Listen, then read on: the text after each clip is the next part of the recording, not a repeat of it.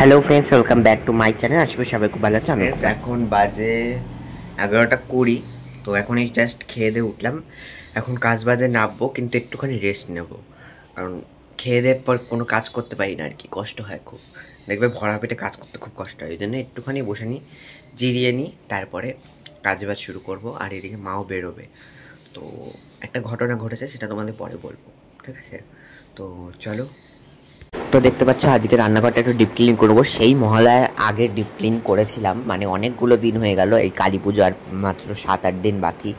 তো এই আজকে একটু পরিষ্কার করলাম, কারণ এতদিন রান্না হয়েছে, তেল কালি মশলাপাতি ছিটকে তো লাগে না, এতটা নোংরা হয়ে গেছে, টাইলসটা পুরো কালো হয়ে গেছিলো। মানে ওইটা আর এগুলো মা করতে পারে না, কারণ মায়ের যে এক জায়গায় কাজে যেতে হয়, তারপরে হাতে পায়ে ব্যথা, অত জলের কাজ করতে পারে না, ওই জন্য আমি করি। এই দেখো পুরো চকচকে হয়ে গেছে।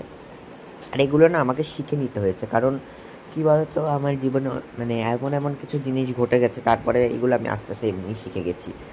আর এই পরবর্তীতে এই জিনিসগুলো এখন শিখে রাখলে পরবর্তীতে আমার দরকার হলে আমি নিজেও, যখন মানে ধরো আমি যদি কখনো একা থাকি, তখন আমি এগুলো করতে পারবো, আমার কোনো অসুবিধা হবে না। গাছ পুঁততে যাবো আর কি, বুঝেছো? তো গাছটা পুঁতে নিই আর কি, ঘর মুছবো। চলো। আমি এখানে গাছ পুঁতবো একটা ছোট্ট দেখে, তো এই জন্য গাছটাকে দেখতে পাচ্ছি, এটা গাছের ডাল আর কি, গাছ না। তো মাটি দিয়ে আর কি পুঁতে নিলাম খুব সুন্দর করে। পুঁতে নেওয়ার পরে এই জায়গাটা ঝাড় দেবো, অবস্থা তো বিচ্ছিরি হয়ে গেছে না, ওই কারণে একটু ঝাড় দিয়ে নিচ্ছি।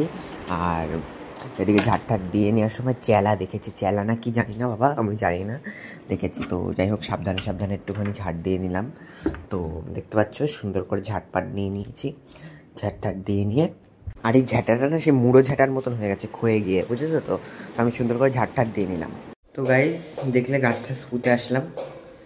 তো এবার ঘরদোরগুলো মুছবো, মুছে আমি স্নানটা করে নেবো। হ্যাঁ, একটু গান শুনতে শুনতে। ওই দেখো বক্স, দেখো দেখতে পাচ্ছ লাল বক্স ওখানে রাখা রয়েছে, ওই বক্স থেকে এখন গান চালাবো, জোরে একদম গান চালিয়ে কাজগুলো করে নেবো তাড়াতাড়ি করে। এখন অলরেডি বাজে 1:45, হাঁপিয়ে গেছি। তো করে নিই, তারপরে আসছি। হ্যাঁ, এই ট্রাইপডটা ধুতে হবে আমাকে, কারণ পুরো ধুলো ধুলো হয়ে গেছে, ওই মাটির ধুলোটা পুরো ট্রাইপডে লেগেছে। ফোনটা নয় মুছে নিলাম, ট্রাইপডটাকে আর মুছবো না, ধুয়েই দেবো একবারে। এটা তো কারেন্টের কিছু না, ধুয়ে দিলে কোনো, আবার নাও ধুতে পারি, এমনি ভিজে ন্যাকড়া দিয়ে মুছের মধ্যে। জানি না কী করবো, আপাতত থাক, আমি কাজগুলো করে নিই। হ্যাঁ, খেতে যাওয়ার টাইমে যদি দেখি ভাত নেই, কীরকম রাগটা ধরে বলো তো। খেতে এসে দেখি ভাত নেই, তখন আবার ভাত বসে দেবে, 1 কোটো চালের ভাত করবো। মা আসছে, মায়ের গাড়ি ঠিক করতে দিয়েছে, আসলে গাড়িটা একটু ভেঙে গেছে, একটা অ্যাক্সিডেন্ট হয়েছিল। চালটা ধুয়ে নিয়ে আর কথা বলছি।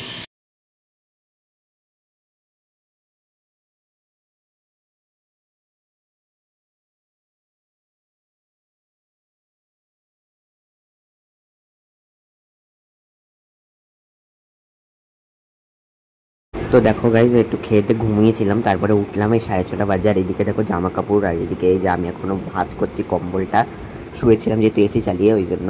আর এই দেখো একটু বিকেলবেলায় মোগলাই খাচ্ছি আজকে, কিছুদিন অনেক দিন পর খাচ্ছি কিন্তু। তো দেখতে পাচ্ছি বেড়ে নিলাম মোগলাইটা, তারপরে আসলাম ছোটো ঘরটা আর কি, চাদরটা পাততে, ছোটো ঘরের।